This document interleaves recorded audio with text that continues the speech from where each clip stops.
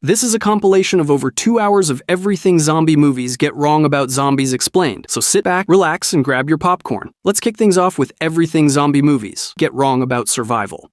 Every zombie movie makes the same mistakes, not small ones either. We're talking fundamental survival errors that would get you killed faster than any horde. From infinite stamina to magical gasoline, these films break the laws of physics, biology, and common sense on a loop. Today, I'm breaking down everything zombie movies get wrong about survival, starting with the one myth you've already noticed, the infinite cardio myth. You've seen it 100 times. Character gets spotted, character sprints for 6 straight minutes, character survives. And every single time, you laughed.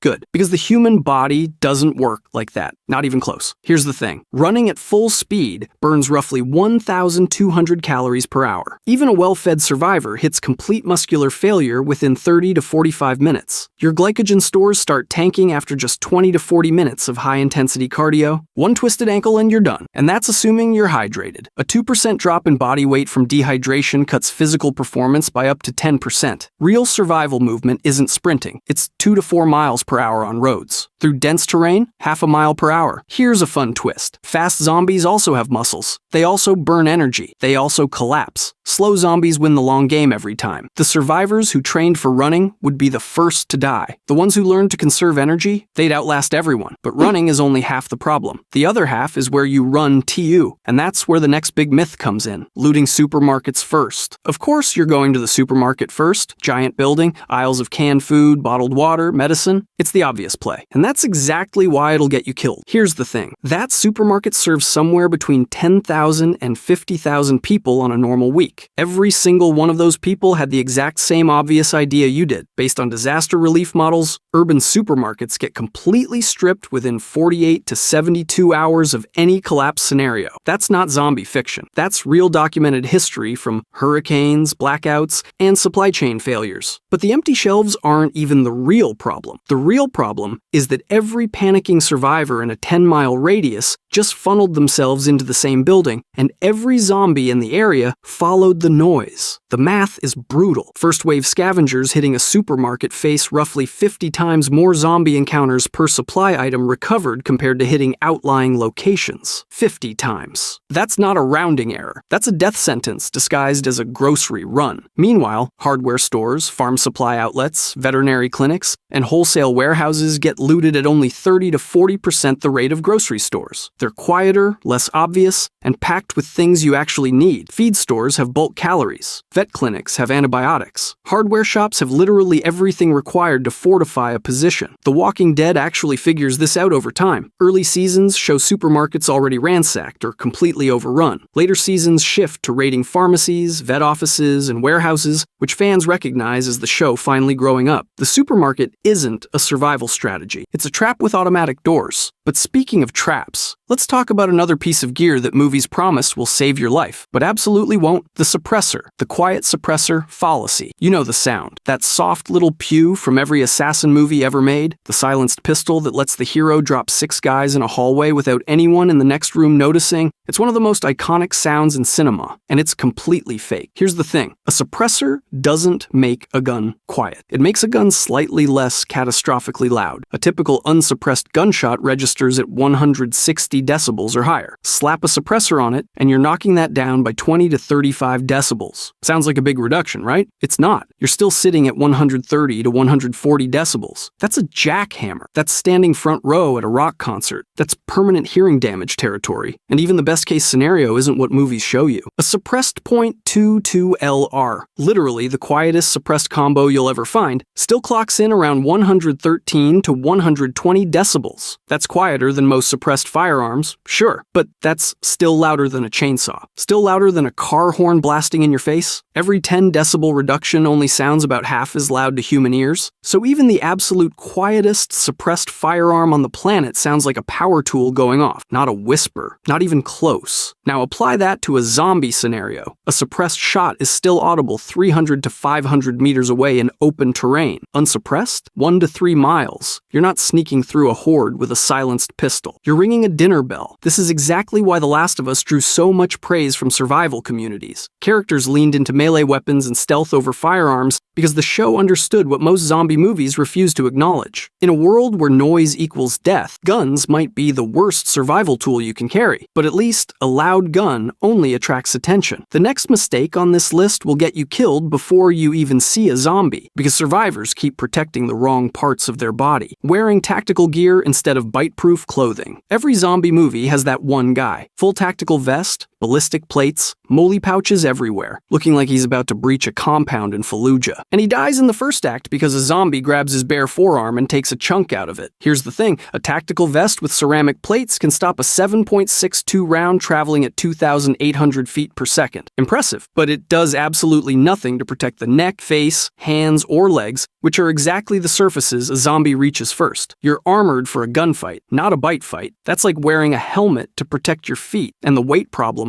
is brutal. Military gear adds 15 to 40 pounds and restricts your mobility by 15 to 25%. In a world where survival depends on endurance, stamina, and the ability to run when things go sideways, that weight penalty compounds every single physical vulnerability you already have. You're slower, you tire faster, and you can't climb for your life. Now here's where it gets frustrating. The technology for actual bite protection already exists. Commercial puncture-resistant materials, Kevlar blends, chainmail composites, weigh only 3 to 8 pounds per suit, and reduce bite penetration by 60 to 85%. Specialized puncture-resistant fabrics can reduce bite depth by up to 91%. Reptile handlers use bite-resistant gloves that cut bite severity by 70 to 80%. This stuff is commercially available right now. And honestly, the most realistic protective clothing choice in all of zombie media might be Negan's leather jacket in The Walking Dead. Leather reduces puncture depth by 30 to 40%. It's not perfect, but it's light, flexible, and actually covers the areas that matter. The man dressed for a motorcycle ride is better protected than the guy dressed for war. But even if you nail the gear, none of it matters if your vehicle runs out of fuel. And about that fuel situation, movies have been lying to you for decades, using gasoline years into the apocalypse. You've seen this scene 100 times. Survivor finds an abandoned car, pops the gas cap, siphons fuel into a jerry can, and drives off into the sunset, 5 years into the apocalypse. And nobody in the audience blinks because it looks completely normal. But that gas wouldn't work, not even close. Here's the thing about gasoline. It starts degrading within 3 to 6 months under normal storage conditions, and the fuel sitting in most American cars isn't even pure gasoline. Since 2006, the standard at US pumps has been ethanol-blended fuel, which absorbs water from the atmosphere and breaks down even faster. Biodiesel blends, those degrade in as little as 6 to 12 months. After 12 months, fuel loses roughly 50% of its octane rating. That means the engine can't combust it properly. You're not getting a smooth ride into the sunset. You're getting sputtering, stalling, and eventually, nothing. A gallon of gasoline from 2020 would be functionally useless by 2022 or 2023 in most climates. Diesel lasts longer, maybe 12 to 24 months, but it still degrades well before the 3 to 5 year mark that most zombie films casually operate in. This completely reframes the role of vehicles in any real collapse scenario. Cars aren't permanent survival tools. They're temporary equipment with an expiration date. Once the fuel goes bad, every vehicle on the road becomes a 4,000-pound paperweight. And to its credit, The Walking Dead actually gets this one right eventually. The franchise progressively strips vehicles from the narrative, showing rusted, abandoned cars lining the roads while communities shift to horses and carts. Survival communities recognize that pivot as one of the most grounded logistical decisions in the entire genre, but at least fuel is a problem you can plan around. What happens when characters flee into the wilderness with zero knowledge of how to actually survive there, living in the woods with no skills? Every zombie movie has that moment. The group finds a clearing in the forest. Someone says we can live off the land, and within a montage they're roasting rabbits over a campfire like they've been doing this their whole lives. Let me be very clear about something. Most of you watching this would be dead within a week, and I mean that with love. Here's the thing nobody wants to hear. Roughly 70 to 80% of wild plants, depending on the region, are toxic or inedible. That means the forest isn't your grocery store. It's a minefield. An untrained forager has about a 1 in 4 to 1 in 2 chance of severe poisoning from misidentified food. We're talking vomiting, neurological damage, organ failure, all hitting within 30 minutes to 6 hours. You thought you found wild carrots. You actually found hemlock. Congratulations. Congratulations. But the plants aren't even the biggest problem. In cold climates, untrained survivors face death from exposure within 3 to 5 days. Hypothermia alone can kill in 1 to 3 hours in sub-freezing conditions. Building a proper shelter takes an untrained person 4 to 8 hours. A trained survivalist does it in 45 to 90 minutes. That time difference is the difference between sleeping warm and not waking up. And starvation? Movies love showing it as this slow, dramatic decline. In reality, starvation takes anywhere from 3 to 8 weeks to kill you, depending on body composition and conditions. But malnutrition effects kick in within 5 to 7 days. Dehydration kills in 3 to 5 days. The real danger isn't starving. It's everything else killing you first. Survival communities call this the nature channel problem. Knowing how to start a fire is not the same as understanding caloric planning, seasonal foraging patterns, and tool crafting. Those skills take years to develop. The characters who figure it out in the woods represent extreme statistical outliers. Not the norm, but at least poisoning yourself with berries is a slow way to go. Drinking unfiltered creek water, that can have you violently ill within days. And without treatment, infections like cholera can turn fatal within a week. Ignoring basic water sanitation. Zombies are terrifying because you can see them coming. You can hear them. You can run. But the thing that would actually kill most survivors in an apocalypse? Completely invisible, completely silent, and sitting in every river and stream those characters casually drink from like it's a Brita filter. Here's the thing. A healthy adult can survive 3 to 5 days without any water at all. But contaminated water? That kills faster than no water. Untreated cholera can drop you in 24 to 48 hours. Dysentery becomes lethal within 3 to 5 days without intervention. Giardia and Cryptosporidium cause debilitating illness within 7 to 14 days of exposure. You're not just sick. You're losing fluids faster than you can replace them, which in a world with zero medical infrastructure means you're dead. And this isn't hypothetical. During the 1854 London cholera outbreak, contaminated water from a single pump on Broad Street killed over 500 people in the first 10 days alone, with the final death toll reaching 616. One water source, one neighborhood, over 600 dead. Now imagine a survivor group of 15 people drinking from an untreated stream in the Georgia heat. That group doesn't last 2 weeks. But here's where it gets almost tragic. The fix is embarrassingly simple. Boiling water for 1 minute kills 99.9% of pathogens. If you can't boil it, 8 drops of regular household bleach per gallon and 30 minutes of wait time does the job. That's it. That's the entire difference between life and death. Yet characters in zombie movies drink straight from rivers, puddles, and creeks with zero consequences every single time. The Walking Dead's early seasons almost never show water procurement or purification, despite the group constantly moving through the American South, one of the most waterborne disease-prone environments in the entire continental US. The humidity, the standing water, the heat accelerating bacterial growth. It's a petri dish with trees. A zombie you can outrun. Cholera? You won't even know it's killing you until it's too late, but at least bad water only destroys you from the inside. The next mistake survivors make might be even dumber, because they do it on purpose. Splitting the group. Every single time a character in a zombie movie says we should split up to cover more ground, I lose a year off my life. It sounds tactical. It sounds efficient. It is mathematically suicidal. Groups of 3 to 5 people have a 60 to 70% better survival outcome than individuals or pairs in disaster scenarios. That's not a small edge. That's the difference between living and dying. And yet, every other scene in zombie media features some guy with a shotgun going, "I'll take the east side, you take the west," like he just invented military strategy. Here's the thing. Splitting up doesn't even accomplish what characters claim it does. They say they're covering more ground, but what actually happens is they lose the protection of numbers, they lose redundant skill sets, and they lose collective decision-making all at once. The result? A 40 to 60% drop in scavenging efficiency. You're not covering more ground. You're just dying alone in a different building, and it gets worse. Once communication breaks, separated groups start gathering the same resources independently, wasting 30 to 50% of their total effort on redundancy. Then someone doesn't come back on time, and now you've got a search party heading into unknown territory with 2 to 3 times the risk exposure of the original mission. Congratulations. You turned one supply run into 2 rescue operations. The Walking Dead fanbase has done the math on this extensively, particularly during seasons 5 and 6. Fans tracked how nearly every group separation led directly to specific character deaths. The consensus wasn't controversial, It was unanimous. The show used splitting up as dramatic shorthand to isolate characters for death scenes, and the survival logic never supported a single one of those decisions. Realistically, regrouping after a separation takes anywhere from 4 to 48 hours. During that window, isolated survivors are at maximum vulnerability, but movies treat reunions like walking around a corner, but at least zombies are predictable. The real threat most survivors completely underestimate is far worse: underestimating the danger of human scavengers. Here's where we need to get real for a second. In every zombie movie, the characters treat a single shambling corpse like it's the most dangerous thing on the planet. They go quiet, they grab weapons, they coordinate entire strategies around one slow, rotting body. But then an armed stranger walks into camp and everyone just talks to them, maybe keeps a hand near their holster, maybe not even that. That instinct is backwards, and history proves it. In real collapse scenarios, the biggest killer isn't the disaster itself, it's the breakdown of social order that follows. When infrastructure fails, desperate people do desperate things. The 2010 Haiti earthquake saw widespread looting, armed robberies, and violent turf wars erupt within days. Gangs seized control of supply routes. Armed groups raided aid convoys. But here's the thing, that's not universal. After the 2011 Japan earthquake, violent crime barely moved. Communities self-organized, shared resources, and maintained order with almost zero looting. The difference? Existing social cohesion, trust in institutions, and population density all change the equation. You can't predict which version of humanity you're going to get when the lights go out. And that unpredictability is exactly what makes other humans the most dangerous variable in any collapse. And here's the part that should genuinely unsettle you. A zombie needs to get close, grab you, bite through skin, and wait for infection to spread. A human with a rifle ends you from 300 yards away before you even know they're there. No warning, no sound, no chance to react. Zombies are predictable. They shamble, they groan, they follow noise. Humans adapt, strategize, set ambushes, and exploit trust. That's an entirely different threat category. The Walking Dead actually nailed this. The Governor arc, the Negan conflict, entire seasons devoted to proving that humans are the real threat. And the fan community recognizes those arcs as the show's most mature evolution. Once the zombie novelty fades, the series becomes compelling precisely because it shifts focus to the thing that's always been more dangerous: us. Every zombie movie trains you to fear the dead. Reality says fear the living, but at least hostile humans are a threat you can see coming. What most survivors won't see coming is something far smaller and far more common: neglecting minor medical injuries. Here's the thing that kills you in a zombie apocalypse. It's not the zombies. It's not the raiders, the starvation, or the dehydration. It's a scratch you didn't even notice you got. An untreated wound becomes infected within 24 to 48 hours. That infection progresses to sepsis within 3 to 7 days. Sepsis kills 30 to 40% of patients, even with modern medicine, full ICU support, and intravenous antibiotics. Strip all of that away, you're looking at a death sentence from a cut you got climbing through a broken window. And it gets worse. A minor scrape creates an entry point for Clostridium tetani. Tetanus becomes lethal within 7 to 10 days without antitoxin. An untreated UTI progresses to a kidney infection in 3 to 5 days and can kill within 5 to 10 days after that. Even a blister becomes potentially fatal in 10 to 14 days without daily cleaning and antiseptic treatment. Antibiotic supplies drop to near zero within 6 to 12 months of supply chain collapse. Every bottle of amoxicillin that exists is all that will ever exist. This is the part nobody thinks about. Zombie survivors aren't living in the modern world. They're living in 1935, before penicillin, before antibiotics existed at all. And in that era, minor wound infections killed at rates that would be unrecognizable today. A splinter could kill you. An insect bite could kill you. Every casual injury these characters shrug off in zombie movies is a slow, ticking time bomb they don't even know is counting down. And when zombie media actually gets this right, audiences feel it. The Walking Dead's shift after season 4, where wound management and infection anxiety became genuine plot drivers, is widely recognized as the single most realistic evolution the franchise made. Because zombie chases are exciting, but watching a character realize that a small cut on their hand might be the thing that ends them, that's the fear that hits different. That's the one that feels real. Because it is real. It was real for every human who lived before 1940, and it would be real again the moment the pharmacies went empty. The biggest threat in a zombie apocalypse was never the dead. It was always the things too small to see. Every zombie movie has the same moment.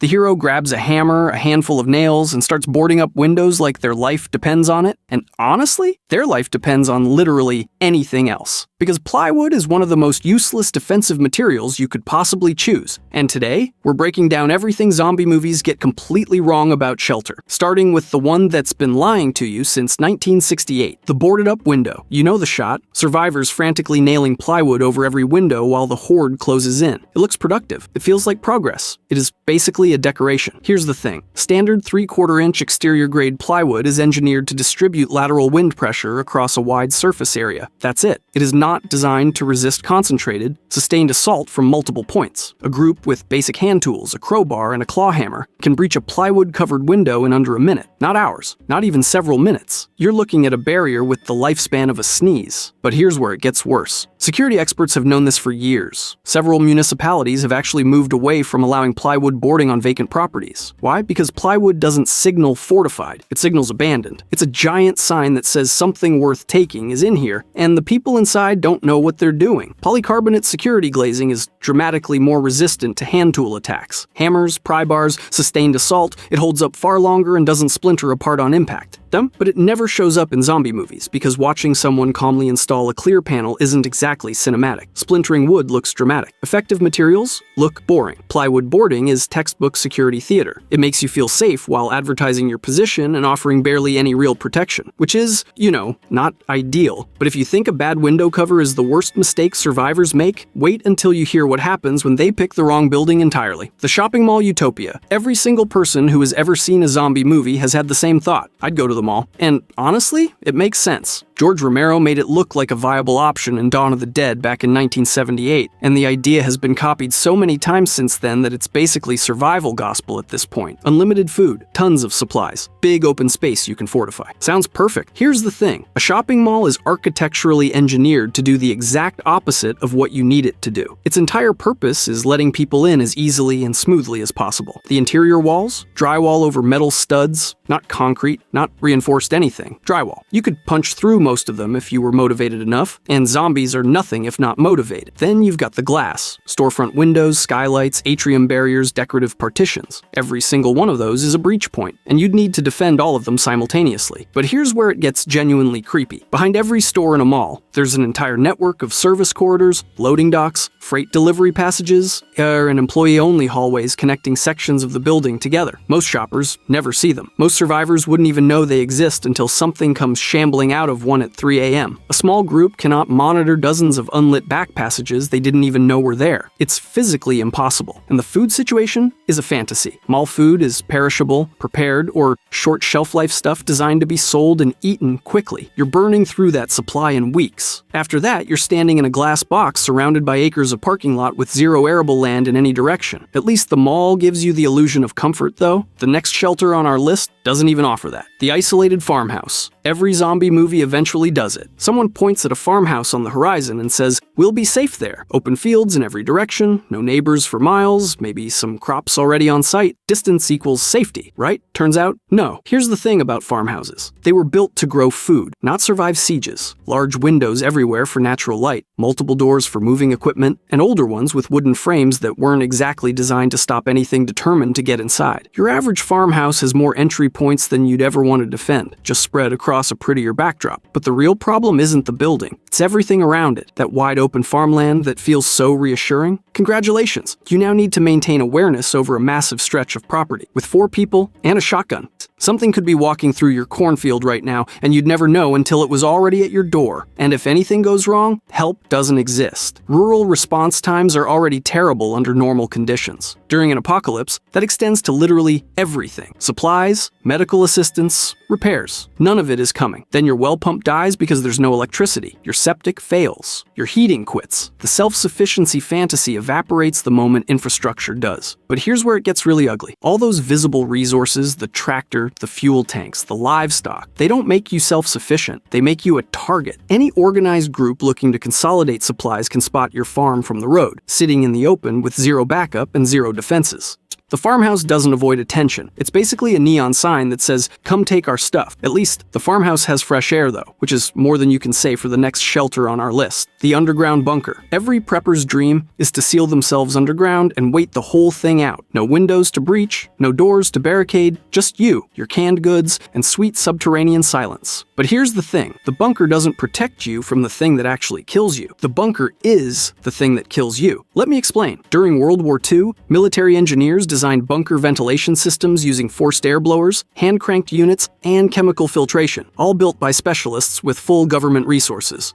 They built all of that because they understood something critical. An enclosed underground space will kill everyone inside without proper airflow. That's not a maybe. That's physics. Now picture a survivor with a shovel and some YouTube tutorials trying to replicate that. Good luck! The real killer is carbon dioxide, and it's sneaky about it. The first symptoms are headaches, fatigue, and difficulty concentrating, which is exactly what you'd expect to feel during a zombie apocalypse anyway, so nobody notices. You just get a little dumber, a little slower, and by the time someone realizes the air is wrong, half the group can barely stand. Trained submarine crews with monitoring equipment have had close calls with CO2 buildup. Untrained civilians without so much as a detector don't stand a chance. Then there's the psychological component. No sunlight, no weather, no sound from the outside world. Prolonged confinement in sealed underground spaces produces anxiety, paranoia, and cognitive decline. The group cohesion you desperately need to survive? Gone. Everyone turns on each other not because of zombies, but because human brains were never meant to exist in a concrete box with recycled air and fluorescent lighting. The bunker fantasy sells you safety. What it actually delivers is a slow, quiet death where you get progressively stupider until you can't even figure out what's killing you. But at least underground, you only have to worry about the air. Wait until you hear what happens when survivors pick the shelter with the most glass in the entire building. The rooftop stand. Every zombie movie has the rooftop scene. Survivors climb up, barricade the door, survey the chaos below from their elevated position like generals commanding a battlefield. It looks heroic. It feels strategic. And it is, without question, one of the dumbest decisions you could possibly make. Here's the thing. Nobody in these movies seems to notice. You're standing on top of a perfectly good building. The structure beneath your feet already has walls, a roof, climate control, and rooms you can actually live in. But sure, let's abandon all of that and go cook ourselves on a tar surface instead, because that's exactly what happens. Dark-colored commercial rooftops can reach surface temperatures of 150 to 170 degrees Fahrenheit during peak summer conditions. That's not a typo. You could practically sear a steak up there. Prolonged exposure to that kind of heat produces rapid dehydration, heat exhaustion, and sunburn severe enough to incapacitate you within hours. And winter? Equivalent problem, opposite direction. Exposed rooftops in cold climates with wind chill turn you hypothermic faster than any zombie could turn you dead. But here's where it gets really stupid. The entire rooftop defense strategy depends on barricading the access door. You block it to keep them out. Great. Now you also can't get out. You've created a dead-end position with zero escape routes, voluntarily surrendering the single most important advantage humans have in survival scenarios: mobility. You can't run if there's nowhere to run to. And the rooftop garden crowd? The will collect rainwater and grow vegetables people? Rainwater collection requires filtration to remove contaminants. Consistent rainfall you can't control. Dash and storage containers that add serious weight to a structure never designed for that kind of load. Growing food requires soil, sunlight management, and tending crops, which is slightly difficult when you're also supposed to be defending your position from the undead. But at least a rooftop only traps you with the weather. Wait until you hear about the shelter option that traps you with something much, much worse. The prison fortress. The Walking Dead sold an entire generation on the idea that a prison is the ultimate zombie shelter. High walls, fences, guard towers, cell blocks you can lock down. It looks perfect on screen. But here's the thing. A prison isn't a fortress. It's a security system. And the walls are the least important part of it. Prison perimeter security runs on surveillance cameras, electronic locking mechanisms, Yang's motion sensors, and centralized control room monitoring. Every single one of those requires continuous electrical power and specialized maintenance. The moment civilization collapses, all of that infrastructure becomes decoration. Electronic locks typically fail secure, meaning they lock in place. Which sounds great until you realize you've just sealed yourself inside a concrete maze with no way to open doors without power, which is,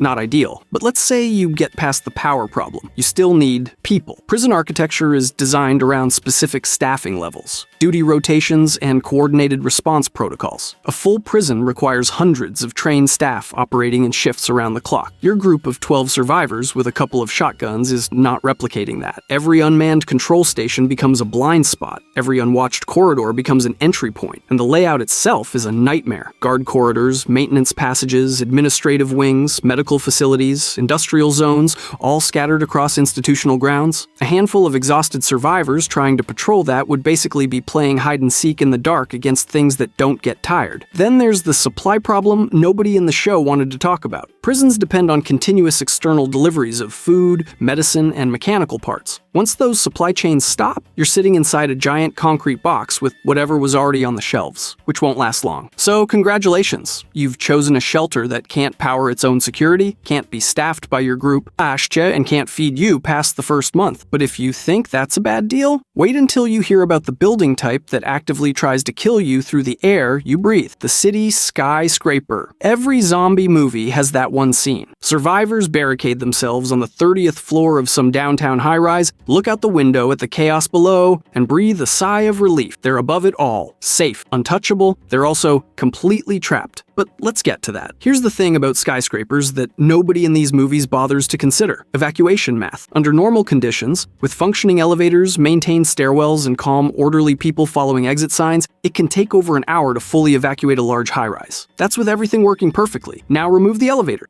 Block 2 of the stairwells with reanimated corpses. Replace calm and orderly with absolute screaming panic. You're not evacuating. You're just dying on a higher floor. And that's the core problem. Every floor you climb adds distance between you and the ground, which sounds great until you realize the ground is where the exits are, where the vehicles are, where the supplies are. You've traded lateral mobility across an entire city for a single concrete tube connecting you to the street. One stairwell. That's your lifeline. And the moment something breaches the lower floors, that lifeline is gone. But here's where it gets genuinely terrifying. Survivors always start barricading windows, reinforcing walls, making the place feel secure.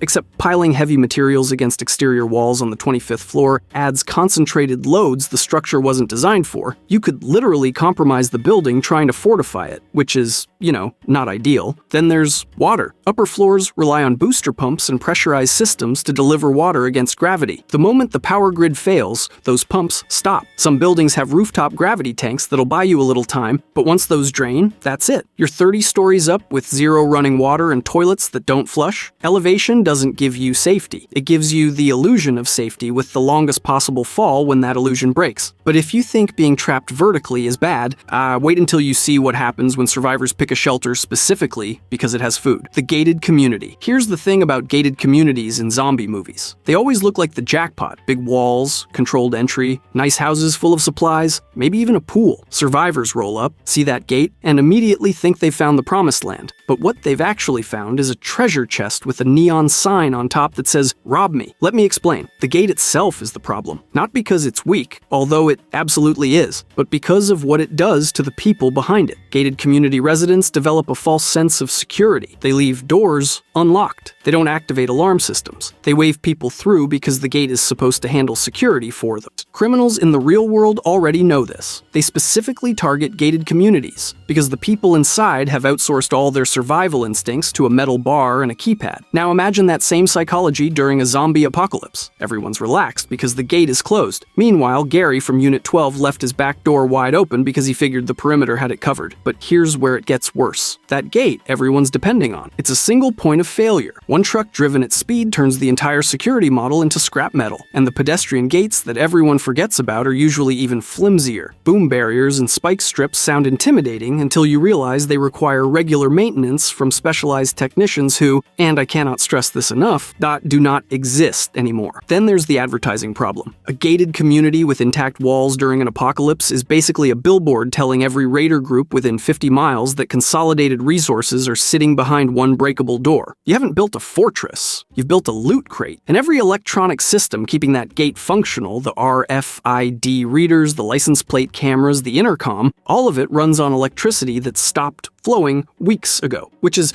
not ideal. If you think a fancy gate creates a false sense of security, wait until you see what a grocery store full of food does to people's decision-making. The grocery store stockade. This is the one. This is everybody's plan. Ask anyone where they'd go during a zombie apocalypse, and at least half of them will say the grocery store. Food everywhere. Big building, heavy shelves you can push against the doors. Sounds like a fortress with a built-in buffet. Turns out, no. Let's start with the building itself. Grocery store interior walls are drywall over metal studs, specifically designed so managers can reconfigure the layout whenever they want. Zero impact resistance. You could punch through one if you were motivated enough. The exterior is typically concrete block or steel framing with massive plate glass windows across the entire front face. The whole building was engineered so the maximum number of people could flow in and out as quickly as possible, which is, not ideal when you're trying to keep things out. But here's the real gut punch. The food situation. Everyone pictures aisles of supplies stretching to the horizon. What they don't realize is that the modern grocery store operates on a just-in-time delivery model. The store never holds more than a few days of inventory. Trucks show up constantly to restock because the shelves are supposed to empty. That's the system working correctly. And a huge portion of what's actually in there is refrigerated or frozen. The second the power goes out, a massive chunk of that inventory has a shelf life measured in hours, not weeks. The shelf-stable stuff? Gone. Panic buying strips those items within 24 hours of any emergency. We've all seen it happen over a snowstorm. Now imagine an actual apocalypse. And those walk-in coolers everyone thinks are some kind of secret vault? Without power, they're just insulated rooms full of rotting meat? Congratulations! You've locked yourself in a warm box that smells like death. Then there's the perimeter problem. Employee doors, stockroom entrances, service corridors, delivery bays. A typical grocery store has so many access points that defending it with a small group is mathematically impossible. So to recap, the walls are glass, the food is already gone, and the building has more holes in it than a screen door. But if you think that's the worst shelter choice on this list, wait until you hear about the people who thought hiding underground in raw sewage was a good idea. The sewer system sanctuary. This is the one that genuinely made me uncomfortable to research. Sewers show up in zombie movies as these secret underground highways, perfect for sneaking past hordes and setting up hidden camps beneath the city. And on the surface, sure, it sounds clever.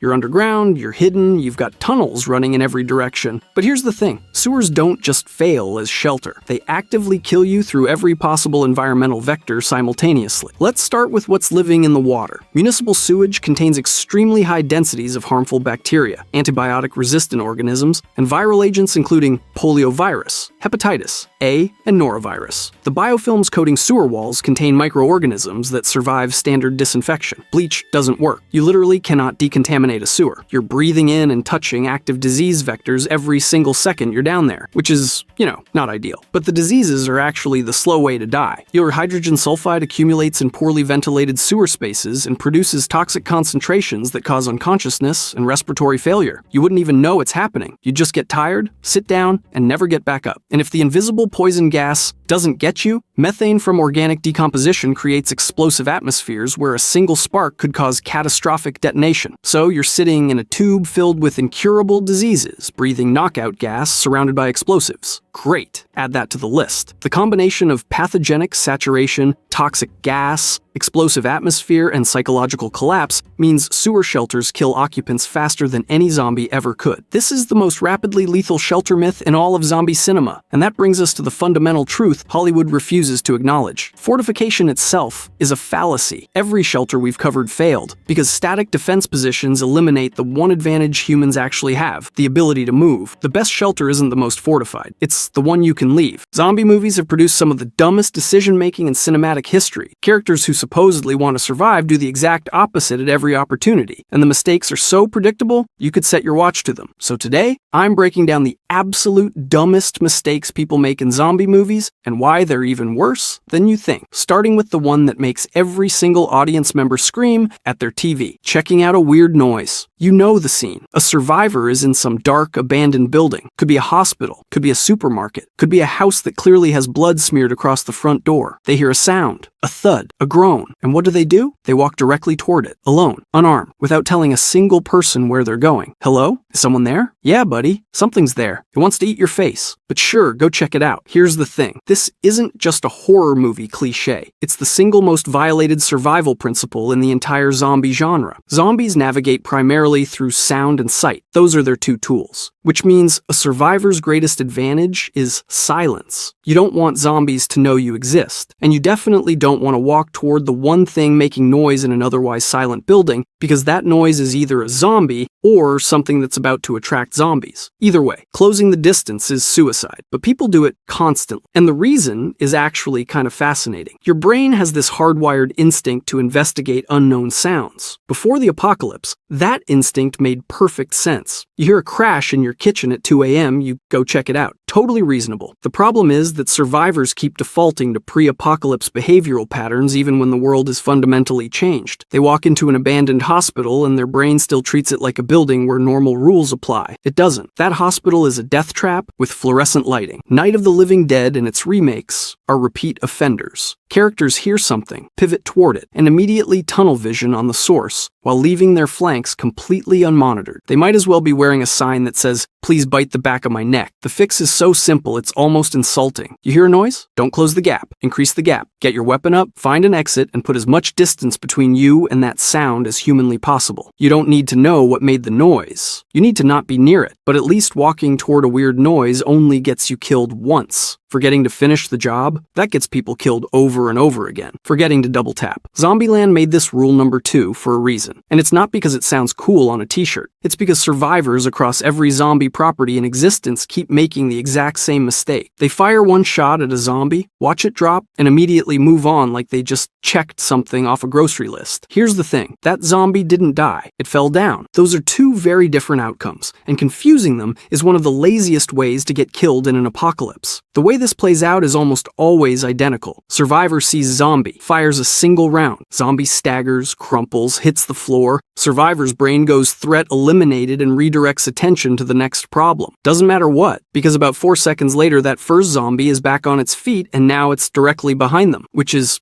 not ideal. The psychology is actually pretty straightforward. Under extreme stress, your brain runs on shortcuts. A falling body triggers the same mental response as a dead body. Your threat detection system files it underhandled and moves on. The problem is that a single round often stuns a zombie without destroying the brain tissue keeping it animated. You didn't kill it. You inconvenienced it. And now it's angry. Well, angrier. They're always angry. What makes this mistake genuinely infuriating is how little the fix costs. 2 extra seconds and 1 additional bullet. That's the entire price of not dying. The double tap is the cheapest insurance policy in the history of survival, and people still refuse to pay it. Fire. Zombie drops. Fire again. Confirm the kill. Move on. Instead, survivors across Zombieland, Left 4 Dead, and dozens of other properties consistently assume a creature literally defined by its refusal to stay dead has politely agreed to stay dead after 1 bullet. Oh, I shot the thing that famously doesn't die, and it fell over? I'm sure that's permanent. Cool, add that to the list. The fix requires overriding one single instinct. When you fire and a zombie drops, don't shift focus. If there's any doubt whatsoever, fire again before you move on. That's not tactical genius. That's literally just looking at the thing you shot to make sure it worked. But nobody does it, because stress makes people stupid, and 1 bullet feels like enough when you've got 12 more problems screaming at you from every direction. The brain wants efficiency. The brain will get you killed for it every single time. But hey, at least forgetting to double tap only costs you 1 extra bullet. Wait until you see what these people are wearing when they walk into a zombie-infested city. Or, more accurately, what they're not wearing. Not wearing any armor. Let me paint you a picture. Civilization has collapsed. The dead are walking. Their one and only attack is biting. And the survivors, the brave remnants of humanity, choose to face this threat wearing a cotton t-shirt and some Levi's. That's it. That's the plan. Every zombie movie does this. Characters sprint through hordes of creatures whose literal only offensive capability is sinking teeth into flesh, and nobody thinks to put on something thicker than what you'd wear to a barbecue. The entire human race is getting wiped out because nobody visited a sporting goods store. Here's the thing. You don't even need anything fancy. A leather motorcycle jacket alone would stop most zombie bites. Kevlar vests exist in every police station. Construction sites have thick gloves, hard hats, steel-toed boots. Even wrapping carpet around your forearms and duct taping it would give you more protection than what 99% of zombie movie characters are working with. And that's the improvised stuff. Walk into any museum with a medieval exhibit, and you're looking at plate armor a zombie literally cannot bite through. Zero chance. A zombie's jaw generates maybe 170 pounds of force on a good day. Full plate was designed to stop swords and arrows. A rotting mouth isn't getting through that. I don't know what to tell you, but nobody does it. Nobody even considers it. Now, there are reasons. Sort of. Armor is heavy, which reduces mobility. Metal plates make noise, which could attract more zombies. Heat stress becomes a problem in summer. And here's the darkly funny one. If you're covered head to toe in protective gear, stumbling around making clanking noises, another group of survivors might shoot you because they think you're a zombie. Hey, what's that shambling metal thing? I don't know, Derek. Shoot it. Cool. You survived the bite only to catch a bullet from a guy named Derek. Then there's the social angle. Show up to a survivor camp looking like a medieval knight, and everyone assumes you're hoarding supplies or too dangerous to trust. So people deliberately under-armor themselves to appear less threatening, which is,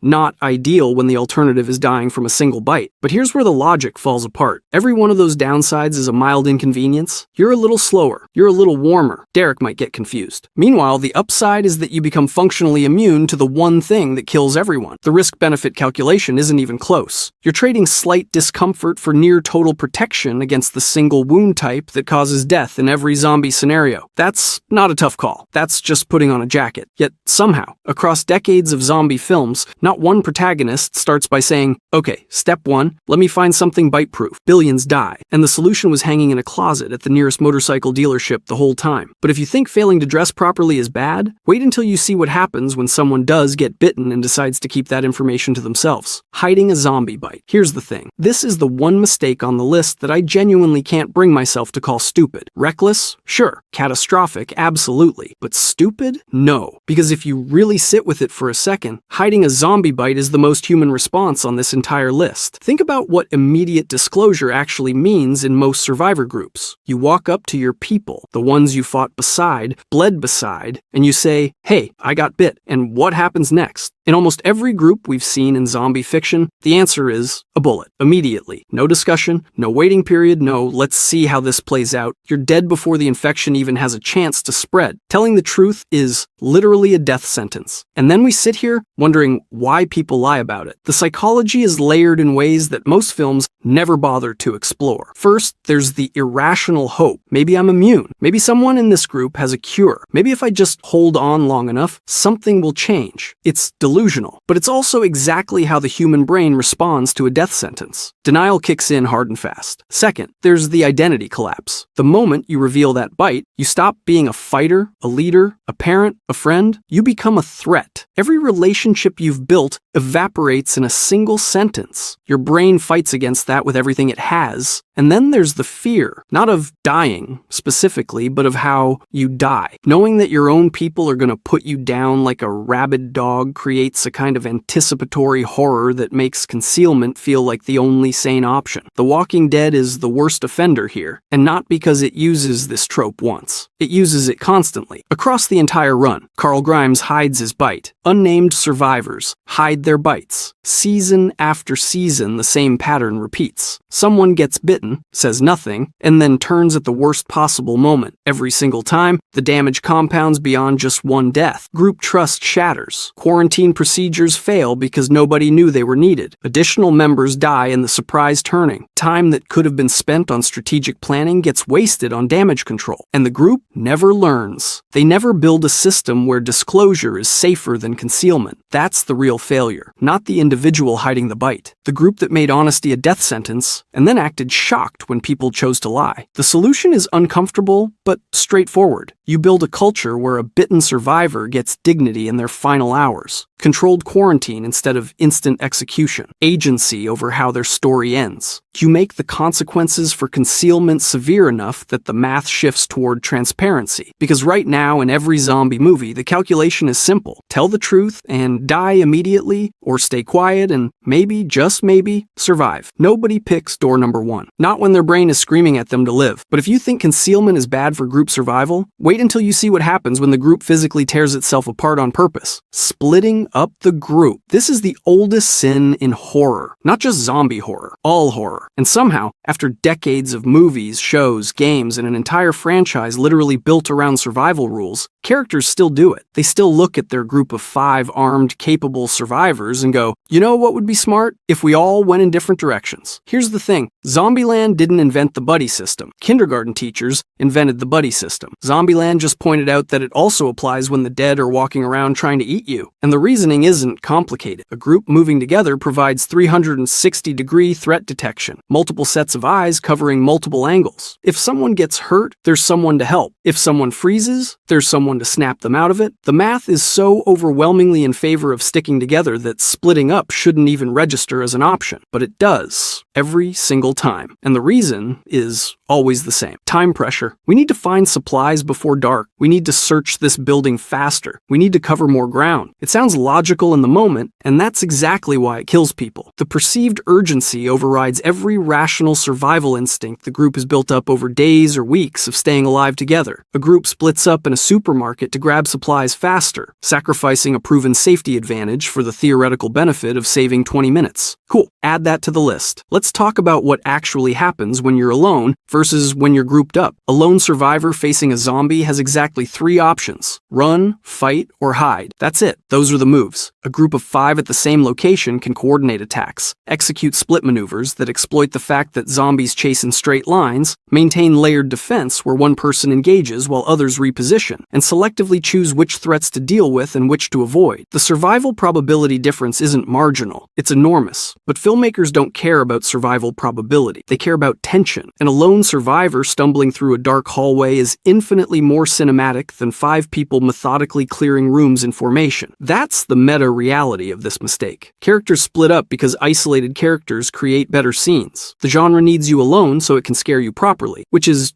not ideal for the character. Days Later does this. The Walking Dead does this constantly, sometimes multiple times per season. Zombie comedies do this specifically to make fun of the fact that everyone does this, and then the characters in those comedies do it anyway. The death spiral is always identical. Separated survivor encounters zombie, cannot summon help, becomes overwhelmed. 3 steps, every time. You'd think someone would notice the pattern. The real kicker is that the groups who split up almost never actually accomplish the objective faster. The separated member runs into trouble, the remaining group has to go find them, and the whole operation takes twice as long with half the people surviving it. So the speed advantage was never real to begin with. It was just fear wearing a productivity costume. But at least splitting up only gets a few people killed at a time. Wait until you hear about the survivors who bet everything on one person in a lab coat, trusting a shady scientist. Let me tell you about the funniest death in zombie movie history. In World War Z, the United Nations sends virologist Andrew Fassbach to South Korea, supposedly the brightest mind on the planet when it comes to infectious disease. Humanity's last hope. He arrives at the military base, steps off the plane, slips on the wet ramp, and accidentally shoots himself in the head with his own gun. That's it. That's the whole arc. Humanity's best chance at a cure lasted approximately 11 seconds on the ground. And honestly, it's the most realistic thing any zombie movie has ever done, because it perfectly captures how stupid it is to bet everything on one person with a lab coat. But here's the thing. Characters in zombie movies do this constantly. From World War Z to Resident Evil to I Am Legend, the plot always revolves around some scientist or research facility promising a cure that motivates entire groups to do incredibly dangerous things. They abandon fortified positions. They cross zombie-infested territory. They hand over weapons, supplies, and trust to people they've never met, all because someone whispered the magic word, vaccine. Think about it logically for 2 seconds. The outbreak already happened. Every hospital, every pharmaceutical company, every government research lab already failed to prevent or contain this thing. The entire global medical infrastructure collapsed. But sure, one guy with a microscope and a dream is going to figure it out in a makeshift lab while zombies bang on the walls outside. Hey, could you keep it down? I'm trying to do science in here. The Resident Evil franchise runs almost entirely on this mistake. Umbrella Corporation didn't just fail to cure the T-virus. They created it. Then they kept experimenting on it. Then those experiments escaped. Then they promised they could fix it. Then those fixes also escaped. At a certain point, you have to wonder if maybe the scientists are the actual problem. I Am Legend gives us Robert Neville spending 3 years alone in Manhattan trying to develop a cure by himself in a city full of creatures that want to eat him. The man captures test subjects, runs experiments, maintains a laboratory, and still can't crack it, which is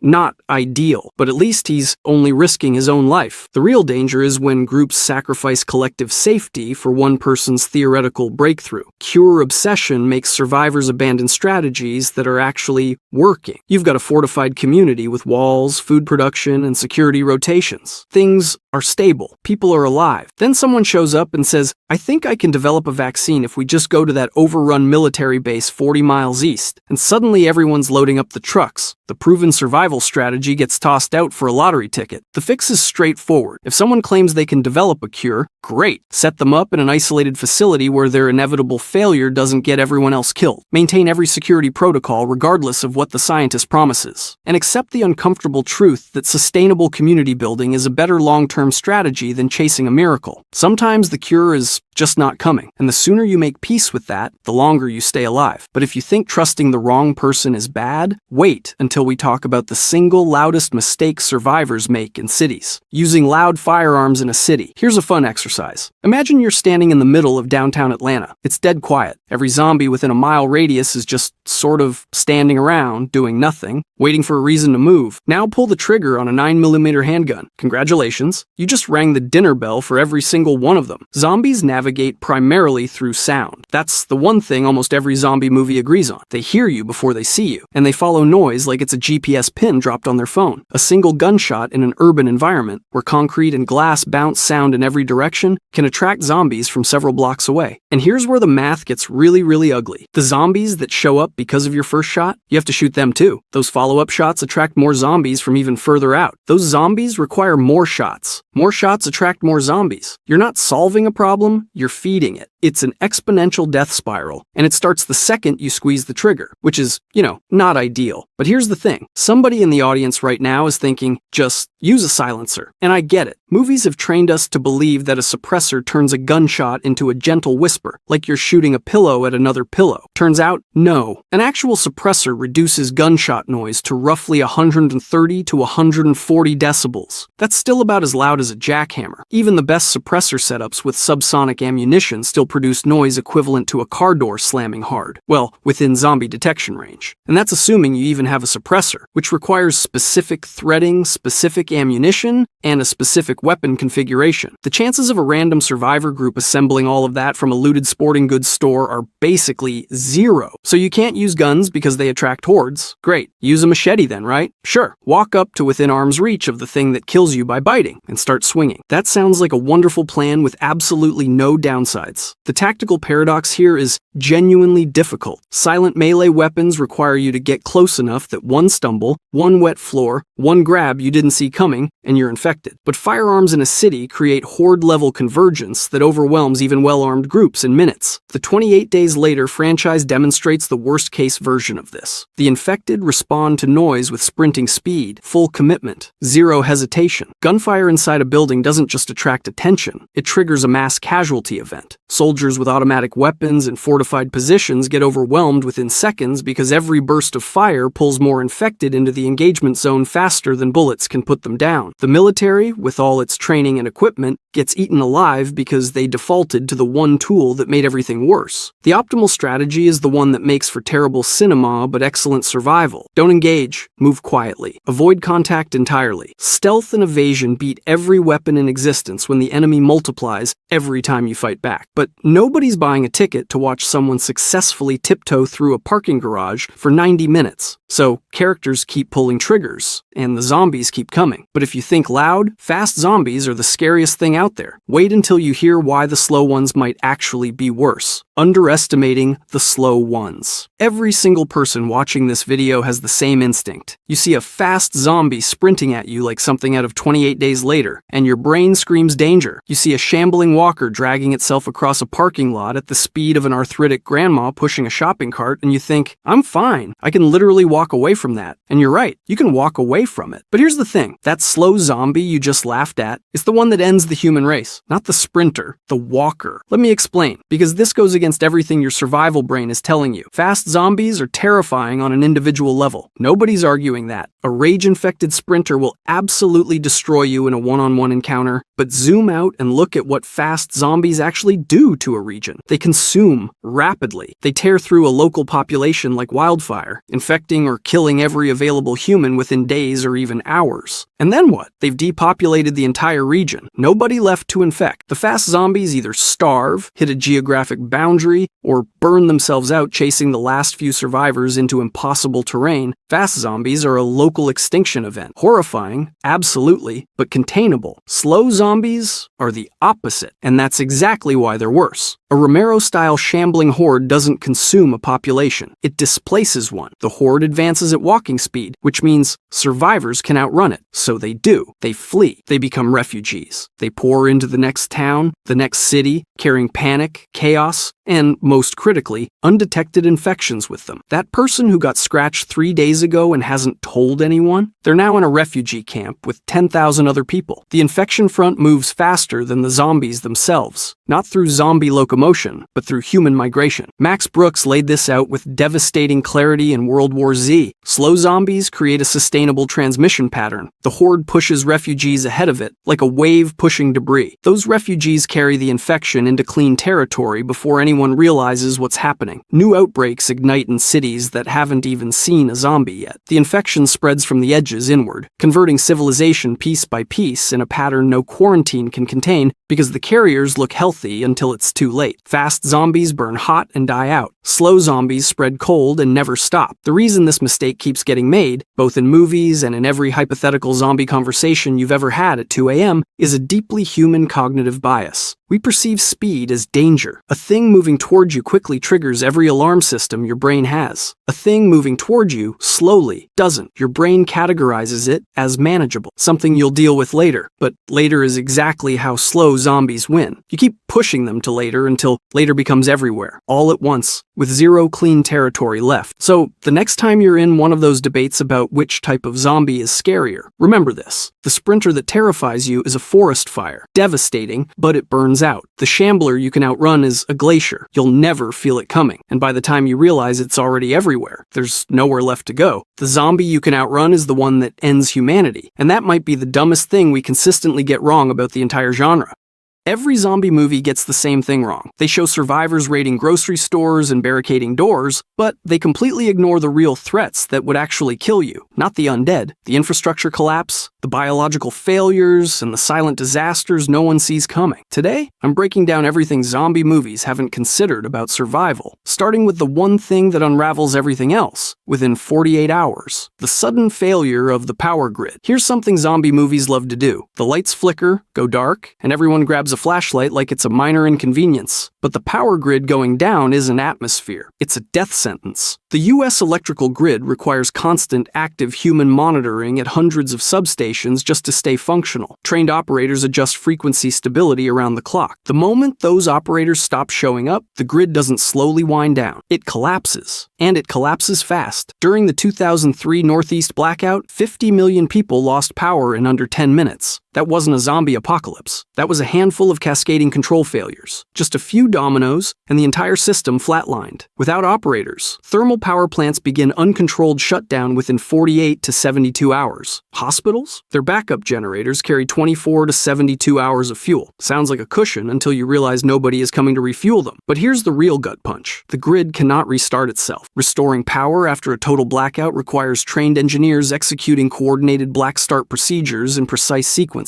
Without that expertise, you can't reconnect a single neighborhood. Solar panels and generators sound great until you realize they require manufacturing ecosystems that no longer exist. The power isn't coming back on, ever. And if losing electricity sounds survivable, wait until you realize what it does to every medication sitting in every pharmacy across the country. The rapid decay of prescription medication. Here's something zombie movies never show you. The quiet deaths. Not the dramatic ones with teeth and screaming, but the ones that happen in a bedroom, alone, because a pill bottle that used to keep someone alive just stopped working. 131 million Americans take at least one prescription medication every single day. That's not a small demographic. That's roughly 2/3 of the adult population. And the moment supply chains collapse, Every single one of those people is on a countdown timer they can't see. Let's start with the most urgent one, insulin. It loses its effectiveness after just 28 days at room temperature. The second the power grid dies and refrigeration disappears, 8.4 million insulin-dependent Americans have roughly 4 weeks before their medication is worthless. That's not a survival story. That's a death sentence with a calendar. But here's where it gets worse. People will scavenge pharmacies. Of course they will. And they'll find bottles of antibiotics, heart medication, blood thinners, and they'll think they've hit the jackpot. They haven't. Most medications simply lose potency over time with poor storage, quietly becoming useless without looking any different. But some are genuinely dangerous. Tetracycline antibiotics, for example, don't just stop working. They produce toxic degradation compounds that actively damage your kidneys. You're not taking medicine at that point. You're poisoning yourself and calling it hope. And the cruelest part? There's no way to know. Someone with a seizure disorder takes their scavenged medication every morning, feels fine, thinks they're managing. But the potency crossed a threshold weeks ago. They won't find out until they're seizing on the floor of some abandoned house with nobody around who can help. No test strips, no lab equipment, no second chances. The medication apocalypse doesn't announce itself. It just waits. But if a silent pharmaceutical collapse sounds bad, wait until you hear what happens when nuclear power plants lose their entire operating staff overnight. The industrial danger of unmanned power plants. Here's something zombie movies never show you. And honestly, it might be the single most terrifying thing on this entire list. The United States operates 93 commercial nuclear reactors spread across 54 facilities. Every single one of them requires continuous active cooling for years after shutdown. You can't just walk away from a nuclear power plant. Walking away is the disaster. Let me put this in perspective. When Fukushima's cooling systems failed, the first reactor suffered a meltdown within 24 hours. By day 4, all 3 reactor units had experienced severe core damage. The mandatory evacuation zone and surrounding restricted areas covered over 1,000 square kilometers, and that was with emergency responders actively trying to stop it. In a zombie apocalypse, there are 0 emergency responders. There's nobody. Every single one of those 54 facilities begins its own countdown the moment the last operator leaves. But here's where it gets so much worse. Spent fuel cooling pools heat to boiling within days without active circulation. The zirconium cladding on fuel rods ignites above 1,200 degrees Celsius, producing radioactive fires with global dispersal potential. This isn't a local problem contained to one unlucky town. This is a hemispheric extinction event happening simultaneously at dozens of locations. And the real nightmare isn't even the initial meltdown. It's the 40-year decommissioning process that now never happens. Every unmaintained facility becomes a slowly expanding dead zone, growing larger year after year, decade after decade. Nobody alive has the expertise to stop it. Meanwhile, coal and natural gas plants add their own chaos, with pressurized vessel failures contaminating surrounding areas with toxic heavy metal ash within just 1 to 2 weeks of abandonment. Zombie movies treat nuclear plants as dramatic backdrops. In reality, they're ticking geological time bombs that make the zombies look like a minor inconvenience. But if you think invisible radiation is a terrifying way to die, wait until you hear about the survival threat that starts inside your own mouth, the absolute necessity of dental hygiene. You survived the zombies. You survived the grid collapse. You survived the nuclear fallout, and a molar is going to kill you. I know that sounds like a joke. It's not. Before modern dentistry existed, dental infections were a genuine cause of death in human civilization. Archaeological evidence from medieval grave sites consistently shows severe dental disease in the majority of remains, and untreated infections from abscessed teeth could easily spread to the jaw, the bloodstream, and the brain. Not war, not famine, teeth. Here's why this matters for a zombie apocalypse. Without fluoridated water, toothpaste, and regular cleanings, dental decay accelerates significantly. Studies show fluoride reduces cavities by roughly 25%, so remove it entirely along with every other modern prevention tool, and your mouth deteriorates fast. That means within months of societal collapse, cavities that would have been a routine filling become full-blown infections. An untreated dental abscess causes bacteremia, bacteria flooding into your bloodstream, within weeks. If that progresses to sepsis, the mortality rate exceeds 40%, even with a modern ICU and a full team of doctors pumping you with antibiotics. Without antibiotics, that number climbs above 90%. And before you say just pull the tooth, let me stop you. Field tooth extraction without anesthesia or sterile instruments carries massive risks of hemorrhage infection and jaw fracture. Throughout most of human history, barber surgeons performing extractions frequently killed their patients. The cure is almost as deadly as the disease. The entire infrastructure of modern dental care vanishes overnight. No dentists, no anesthesia, no antibiotics, no sterile tools, nothing. A single infected molar can silently progress to a brain infection, and the people around you can do absolutely nothing but watch. This is real documented history that civilization is about to repeat. And honestly, dying from a toothache surrounded by helpless friends might be the most undignified way to go in the entire apocalypse. But if losing your teeth sounds bad, wait until you hear what happens when you lose your glasses. Spectacle wearers. Picture this. A survivor drops their glasses during a scramble over rubble. They hit a rock, one lens shatters, and suddenly everything beyond arm's length dissolves into a gray, shapeless blur. That's not a minor inconvenience. That's a death sentence. And it applies to the majority of people alive right now. Over 75% of people in developed nations use corrective lenses. 3 out of every 4 survivors in your group are one broken frame away from being functionally blind, not squinting a little blind. A myopic person without correction has a functional visual range of 30 to 50 centimeters. That means they cannot identify faces, navigate uneven terrain, detect threats approaching, aim a weapon, or read anything. They are completely dependent on someone else for every basic survival task. But here's where it gets worse. Contact lenses aren't the backup plan people think they are. Contacts require saline solution matched to the body's natural osmolarity of around 285 to 290 milliosmoles per liter, with precise pH balance and sterility. You cannot reliably make this at home. Homemade saline causes corneal ulcers within days, which leads to permanent blindness. Trying to improvise is literally worse than doing nothing. So just make new glasses, right? Eyeglass manufacturing requires precision lens grinding to tolerances of plus or minus 0.1 millimeters, using specialized equipment that has zero consumer equivalent. And becoming an optometrist takes 4 years of institutional education. Once those institutions are gone, that knowledge is functionally extinct within a single generation. Nobody is teaching lens grinding in a bombed-out high school. And before anyone suggests LASIK, performing laser eye surgery without antibiotics in a non-sterile environment creates a massive risk of corneal infection. Without proper post-operative care, you'd likely blind every patient you tried to help. Within 30 years of collapse, nobody knows how to correct anyone's vision. Nobody can manufacture lenses. And every new generation born with poor eyesight just stays that way, permanently. An entire civilization slowly going blind, one broken pair of glasses at a time. But if losing your eyesight sounds bad, wait until you hear what's happening to the zombies themselves. Because decomposition doesn't care about plot armor, the biological reality of decomposition. Here's something zombie movies never show you. The bodies don't just lie there. They transform. And what they transform into is arguably more dangerous than whatever killed them in the first place. In warm climates, a human corpse moves through early decomposition in 1 to 3 days. Advanced decomposition hits between days 3 and 8. Within 30 days, you're looking at skeletal remains. Now multiply that by thousands of bodies across a single city. That's not a backdrop. That's an ecological event. A single decomposing body produces over 200 distinct bacterial species. It releases methane, ammonia, hydrogen sulfide, and dimethyl disulfide, gases so potent that humans can smell them from over 500 meters away. One body does that. Now picture a million-person city where even 10% of the population didn't make it out. The air itself becomes a warning sign. But here's where it gets truly nasty. Blowflies can detect carrion from 2 kilometers away. They arrive fast, and they lay 200 to 500 eggs within 15 minutes of finding exposed flesh. The maggot blooms that follow attract scavengers. Wild dogs, rats, birds. These populations explode, feeding on the dead, and then they start competing with survivors for everything else. Food, water, territory. The corpses don't just rot. They reorganize the entire local food web, and you can't just bury the problem. Mass graves remain biohazard zones for 2 to 4 months. Decomposition byproducts leach into groundwater up to 80 meters from burial sites and remain viable contaminants for 1 to 2 years. Burning creates toxic smoke. Exposure feeds the scavenger cycle. There is no clean solution. Every choice is just picking which ecological disaster you'd prefer. Zombie movies treat corpse piles as set dressing. They're not. They're expanding dynamic biohazard systems that poison your water, attract new predators, and make entire neighborhoods uninhabitable long after the bodies stop moving. But rotting infrastructure and poisoned groundwater aren't even the scariest thing survivors lose. Because everything you'd need to solve these problems, every water water purification method, every medical reference, every agricultural guide exists in a format that requires electricity to access. The loss of digital knowledge. Here's something nobody thinks about. Every survival fantasy assumes you can find a book, look something up, figure it out, but you can't, because most of what you need doesn't exist on paper anymore. As of 2026, the overwhelming majority of newly published scientific, medical, and technical research exists only in digital form. Journals, datasets, clinical studies, technical specifications, almost none of it gets printed, and data centers consume around 415 terawatt hours of electricity annually just to keep that information alive. The moment the grid dies, those servers stop, drives lose environmental controls, terabytes of irreplaceable human knowledge begin degrading within days. But here's where it gets worse. This wasn't an accident. Between 1995 and 2010, most academic institutions, libraries, and government agencies deliberately destroyed their physical archives. They shredded them, recycled them, threw them away. The assumption was simple. Digital storage is permanent, so why keep the paper? That decision is irreversible. The knowledge didn't just move to digital. It was deleted from physical existence and placed entirely inside a system that requires continuous electricity to survive. Let me give you the detail that should genuinely disturb you. Sure, major medical textbooks like Gray's Anatomy and Harrison's still get printed, but the vast ecosystem of research papers, clinical databases, drug interaction tools, and diagnostic algorithms that modern medicine actually runs on, purely digital. That means a retired doctor trained in the 1980s with a shelf full of old reference books is categorically more valuable than a young surgeon whose entire workflow depends on digital access, because the internet has an expiration date measured in weeks. Books don't require electricity. And then there's the second generation problem, which nobody talks about. Even survivors who understand electronics, medicine, or engineering can't train replacements without institutional frameworks. The knowledge required to maintain even basic systems dies with the trained generation. Now, some of this is speculative extrapolation beyond documented baselines, but the trajectory is clear. Within 30 years, there is nobody left who remembers how any of it worked. Humanity's collective knowledge doesn't burn in a fire. It just quietly blinks off. But if losing your knowledge sounds terrifying, wait until you realize what's happening underneath your feet the entire time. The nightmare of urban plumbing failure. Here's something nobody in zombie fiction ever addresses. And it hits faster than starvation, faster than dehydration, faster than any raiding party. Your toilet stops working. Modern sewage systems require continuous power to pump waste through the network, cut the electricity, and backup occurs within 6 to 12 hours. Not days, hours. And once it backs up, there is zero way to reverse it without industrial equipment that no longer functions. Now let's talk scale. A single person generates roughly 80 to 100 gallons of sewage per day. A neighborhood of just 100 people? That's up to 10,000 gallons of untreated human waste every single day with absolutely nowhere to go. It floods basements, it pools and streets, it seeps into every nearby water source. And within a week, your entire block smells like something died inside of something else that also died. But the smell isn't the real problem. It's the warning sign. Cholera bacteria exist at concentrations of 1 million to 1 billion cells per milliliter in untreated sewage. One contaminated water source produces epidemic diarrheal disease within 3 to 5 days. Cholera, dysentery, typhoid, hepatitis A. These diseases kill approximately 2 million people annually right now in the modern world, with hospitals and antibiotics. Without either of those, mortality in affected populations jumps to 15 to 30%. That's not a zombie killing your group. That's a puddle. And here's where it gets truly hopeless. The pipes themselves are already failing. Most urban plumbing infrastructure is 70 to 100 years old and degrading even with active maintenance crews. The replacement parts require industrial manufacturing for cast iron, PVC, and copper components. Once a pipe fails, it stays failed, permanently. But the real kicker is upstream contamination. It doesn't matter how careful your group is. It doesn't matter if you dug perfect latrines and boiled every drop of water. If another group of survivors 2 miles upstream is dumping waste into the same river you're drinking from, you're already dead. You just don't know it yet. And speaking of slow, invisible killers, your body can't fight without modern infrastructure. Wait until you hear what happens when your diet runs out of a single vitamin deficiencies. Here's something nobody considers about scurvy. It doesn't start with bleeding gums or teeth falling out. It starts starts with depression. Weeks before a single physical symptom appears, vitamin C deficiency begins attacking mood-regulating neurotransmitters in the brain. Survivors become irritable, withdrawn, paranoid. They snap at people over nothing, isolate themselves from the group, and lose the motivation to contribute, and nobody knows why. The group assumes it's stress or cowardice or someone becoming a liability. Arguments escalate, trust collapses, people get exiled or worse, and the entire time, the real cause is sitting in their diet. Let me explain. Vitamin C is the backbone of collagen production. Collagen holds together your blood vessels, your skin, your immune tissue, basically everything that keeps you from falling apart. Without vitamin C intake for 8 to 12 weeks, that system starts failing. Gums bleed, wounds stop healing, old scars literally reopen. And if it continues for 4 to 12 months, without correction, your blood vessels hemorrhage internally, and your immune system shuts down completely. You bleed to death from the inside. The problem is that every food source survivors default to in zombie fiction is practically vitamin C free. Grains, preserved meats, canned goods, without proper variety. Stored vegetables lose 50% of their vitamin C within 1 to 2 months and 90% within 6 months. A survivor eating nothing but scavenged pantry food becomes deficient within 2 to 3 months. And scurvy doesn't require an apocalypse to return. It already resurfaces in modern homeless populations and neglected elderly care facilities. All it needs is sustained dietary neglect. But here's the thing, there's actually a solution, and it's one of the few genuinely useful pieces of survival knowledge in this entire video. Fermented vegetables, sauerkraut, kimchi. Lactofermentation preserves vitamin C without refrigeration, without canning infrastructure, without anything except salt, cabbage, and thyme. These aren't comfort foods. They're the difference between a functioning community and a group of people bleeding from their gums and trying to kill each other over nothing. But if vitamin deficiency sounds like a slow, quiet killer, wait until you hear about the very loud, very fast problem created by 180 million abandoned pets. The domestic animal population explosion. Every single threat we've talked about so far has one thing in common. They're all human problems caused by the collapse of human systems. The grid, the medications, the nuclear plants, the sewage, the scurvy. All of it traces back to infrastructure that humans built and can no longer maintain. But this last one is different. This is nature responding to the vacancy. And the response is not friendly. The United States alone has roughly 65 million pet dogs and 47 million pet cats. That's over 110 million domesticated predators living inside human homes on the day everything collapses. Within weeks, the ones that survive become feral. Within months, they form packs. And in the absence of any culling or population control, feral dog populations can double rapidly over just a few years. Do the math on that over a decade, and you reach a number that dwarfs any zombie horde Hollywood has ever put on screen. But here's what makes this genuinely terrifying. These are not wild animals slowly learning how to hunt. These are domestic animals that already understand human behavior. They know where food is stored. They know how shelters are structured. They know human movement patterns and vulnerability. Now they're applying all of that knowledge as opportunistic predators. Feral dogs develop pack hierarchies, territory systems, and coordinated hunting strategies within months. They are intelligent, socially organized, and they remember everything about how you used to live. Feral and stray dogs already kill around 25,000 people annually worldwide, mostly through rabies transmission. That's with animal control, with law enforcement, with population management programs actively suppressing their numbers. Remove all of that, and the figure scales with the population and the territory they claim. And dogs aren't even the full picture. Free-ranging cats currently kill an estimated 1.3 to 4 billion birds and 6.3 to 22.3 billion small mammals every year in the US alone. Without any check on that, they accelerate the collapse of small animal populations that survivors depend on for protein. Escaped livestock, cattle, pigs, horses, chickens. Establish feral populations within weeks and compete directly with humans for crops, water, and territory. Island ecosystems in Hawaii and the Galapagos show that invasive species derived from human introductions devastate native wildlife, driving high extinction rates among vulnerable species. That same pattern plays out on the mainland. Whether survivors kill the animals, befriend them, or ignore them entirely is irrelevant. The ecological restructuring proceeds independently of any human decision. The world doesn't wait for survivors to get organized. It has already started becoming something else. The zombies were never the real threat. They were just the event that cleared the stage. Everything that comes after, every single thing we've covered, is what actually kills you. 28 Days Later is one of the most terrifying zombie films ever made, but it's also one of the most scientifically broken. From impossible biology to survival mistakes that would get you killed in hours, this movie falls apart the second you start asking questions. So today, we're breaking down everything 28 Days Later gets wrong about survival, starting with the thing that makes zero sense from the opening scene, the infection speed. The rage virus transforms a human being into a hemorrhaging, screaming, mindless killing machine in 10 to 20 seconds. That's faster than you can tie your shoes. And it is completely, hilariously impossible. Here's the thing. A real virus needs time to work. It has to infiltrate your cells, hijack the replication machinery, start copying itself, and then trigger enough of an immune response for you to actually feel sick. COVID takes 2 to 14 days. Influenza needs 1 to 4 days minimum. Even Ebola, one of the most aggressive hemorrhagic viruses on the planet, and the exact virus the rage virus is supposedly derived from, has an incubation period of 2 to 21 days before a single symptom shows up. But the rage virus does it in 20 seconds. 20. And the neurological changes alone make this laughable. The film depicts full behavioral collapse, brain inflammation, and hemorrhaging. For that to happen, the virus would need to cross the blood-brain barrier, replicate inside neural tissue, and trigger cascading neuroinflammation. Fast-acting viral encephalitis, which is about as aggressive as real brain infections get, takes days to weeks, not the time it takes to microwave a burrito. But here's where it gets really fun. A virus this fast would actually defeat itself. Real viruses survive by keeping their hosts alive and mobile long enough to spread. That's epidemiology 101. The rage virus kills its host's higher brain function before they could ever board a train, catch a flight, or walk into a crowded building. It would burn through a room and then have nowhere left to go. An entire national outbreak? Impossible. The film's most iconic scare is also the exact reason its apocalypse could never happen. But if you think the speed of infection is the only thing the movie gets wrong about biology, wait until you hear what happens when you stop feeding the infected. The 28-day starvation rule. Here's the thing about 28 Days Later's most hopeful plot point. It's completely broken, and not in the way that helps anyone. The films tell us the infected will eventually starve to death because they lose the instinct to seek food. That's the light at the end of the tunnel. Just wait them out, and nature handles the rest. Sounds reasonable, right? Humans can survive roughly 1 to 2 months without food, depending on body fat reserves. So, a few months of hiding and the problem solves itself. But here's where it gets dark. Food isn't the limiting factor. Water is. The average person dies within 3 to 5 days without hydration. That's it. Your kidneys start failing, your organs shut down, and you're done. The starvation clock is almost irrelevant when dehydration kills you 10 times faster. Now, look at the infected. Really look at them. These things are constantly hemorrhaging from their eyes and mouth. They're vomiting massive volumes of blood. Every single encounter shows them losing catastrophic amounts of fluid with zero intake to replace it. That level of ongoing fluid loss doesn't give you weeks. It doesn't give you months. It gives you days. Acute kidney failure would set in within a week, maybe 2 at the absolute outside. The infected wouldn't slowly waste away over months like the films suggest. They'd collapse in under 2 weeks, and that creates a genuinely absurd contradiction. The timeline the survivors cling to as their hope for rescue is actually way too generous. The real math says the infected should be dying far faster than anyone in the film realizes, which sounds great, except it also means the outbreak couldn't have spread across all of Britain in the first place. You can't overrun an entire nation when your army is biologically incapable of surviving longer than a couple weeks. The filmmakers eventually figured this out. It just took them 23 years. 28 years later, quietly retcons the whole thing by giving the evolved infected the ability to eat and drink, which is basically an admission that the original biology never worked. Better late than never, I guess. But if you think the starvation math is the only thing the film's botched, wait until we talk about what happens when infected blood actually lands on you. The deserted London logistics. Let's talk about the most iconic scene in the entire film. Jim wakes up, walks out of that hospital, and wanders through a completely empty London. Westminster Bridge, Piccadilly Circus, Parliament, not a single person. And yeah, it's absolutely gorgeous filmmaking. Danny Boyle shot those scenes at dawn on real London streets, and they're haunting. But they're also completely impossible. London is a city of 8 million people. 8 million. And the film wants you to believe that every single one of them just vanished in 28 days, leaving behind pristine, undamaged streets, with barely a sign of struggle. No abandoned cars clogging intersections, no makeshift barricades, streets. No broken windows from looting, no blood, just silence and litter. Here's the thing. If millions of people simultaneously became hemorrhaging, violent aggressors, the city wouldn't look empty. It would look destroyed. There would be vehicles abandoned mid-road from people fleeing, storefronts smashed open, evidence of mass panic everywhere. The London we see in the film looks like everyone politely relocated on a bank holiday, not like a city torn apart by a rage virus. And then there's the infrastructure problem that nobody talks about. Modern power grids don't just shut off when workers stop showing up. They're built with redundancy, fail-safes, and cascading protection systems specifically designed to keep running during emergencies. The 2003 Northeast blackout knocked out power to 55 million people across the US and Canada, and even that wasn't a total collapse. It was traced and corrected. Yet in the film, London goes completely dark in under a month. Britain maintains military command structures and emergency continuation protocols that operate independently of civilian government. NATO has similar systems. These don't dissolve in 28 days. Emergency broadcasts, skeleton infrastructure crews, and military chain of command would all still be active and functioning. The idea that every system simultaneously fails is the real fantasy here, not the virus. The film also completely ignores what happens to water treatment facilities, refrigeration infrastructure, and fuel distribution. All of these run on automated or skeleton crew systems designed to keep functioning during exactly this kind of crisis. They don't need a full workforce. They need a handful of trained people and backup generators. The boring truth about critical infrastructure is that it's specifically engineered to be resilient, which makes for terrible horror but excellent survival odds. The scariest part of that opening sequence is actually the least realistic part of the entire movie. But if empty streets seem hard to believe, wait until you hear about how the film handles what happens when infected blood gets on your face. The blood splatter immunity. This one is the most frustrating entry on the list because the movie is so close to getting it right and then completely fumbles at the finish line. 28 weeks later introduces the idea that someone can carry the rage virus, show zero symptoms, and still infect others. Don Harris kisses his wife, who's been carrying the virus symptom-free this entire time, and immediately gets infected. It's framed as this terrifying twist that nobody saw coming. And here's the thing. Asymptomatic transmission is a real phenomenon. It genuinely happens. But the way this film uses it breaks its own rules. Let me explain. For Don's wife to transmit viable virus through her saliva, she'd need to be shedding it at infectious levels. The same virus that causes catastrophic hemorrhaging in every single other infected person is somehow doing absolutely nothing to her vascular system. That's not how this works. The rage virus doesn't have a quiet mode. Every other case we've seen involves blood pouring from the eyes, violent convulsions, and complete behavioral collapse within seconds. You can't have a virus that does all of that and then also just politely hangs out in someone's saliva at high enough concentrations to infect on contact. Real asymptomatic carriers exist with viruses like HIV and certain strains of COVID-19, but those are microbes that evolved a quiet coexistence with their host. They persist in bodily fluids at low levels without triggering a severe immune response. That's a fundamentally different relationship than what the rage virus has with human biology. The rage virus is a sledgehammer. It doesn't do subtle, but here's the kicker. The film treats this asymptomatic carrier situation like it's some unbeatable loophole that defeats quarantine entirely. Like nobody could have possibly planned for this. Except we literally dealt with this exact scenario during COVID-19. Mass testing, quarantine of exposed individuals, regardless of symptom status, contact tracing. These protocols exist precisely because asymptomatic spread was a known possibility. A NATO-coordinated quarantine of an entire country would absolutely account for silent carriers. That's not a gap in modern epidemiology. That's day one planning, the immunity plus infectiousness combination the film proposes, where someone's immune system suppresses every symptom but still allows massive viral loads in saliva, is an incredibly narrow biological window. Real viruses almost never occupy that space. You either fight off the virus or you don't. The middle ground of completely fine but extremely contagious with a virus, this aggressive, is essentially science fiction. And the worst part? The movie had a genuinely interesting idea. Asymptomatic carriers are terrifying in real outbreaks. But instead of exploring how real quarantine protocols would adapt, the film just uses it as a cheap plot device to restart the infection. The scariest version of this story is one where the protocols work perfectly and the virus still finds a way through. That's real horror. What we got instead was a kiss of death scene that falls apart the second you think about it. But if asymptomatic carriers sound like a stretch, wait until you hear about the film's approach to military rescue operations, because that might be the single most unrealistic thing in the entire franchise. The expired gasoline problem. Every cool car chase in this franchise is a lie, not because of the stunts or the cinematography, but because of basic fuel chemistry that the films completely ignore for over 20 years. Throughout the 28 Days Later films, survivors find abandoned vehicles on London streets and just drive them. Turn the key, engine fires up, off they go. Nobody checks the fuel. Nobody sniffs the tank. Nobody even asks the question. And here's the thing, in a real post-apocalyptic timeline, that question becomes the most important one you can ask within months of society collapsing. Gasoline degrades. It's not like water sitting in a bottle. It actively breaks down through three main mechanisms, and all three would be hammering every abandoned car in London simultaneously. First, oxidation. Oxygen reacts with the hydrocarbons in fuel, breaking them down into peroxides, aldehydes, and acids. These compounds thicken into a gummy residue that clogs fuel lines, injectors, and filters. Your engine doesn't just run poorly, it doesn't run at all. Second, evaporation. The lighter, more volatile components in gasoline,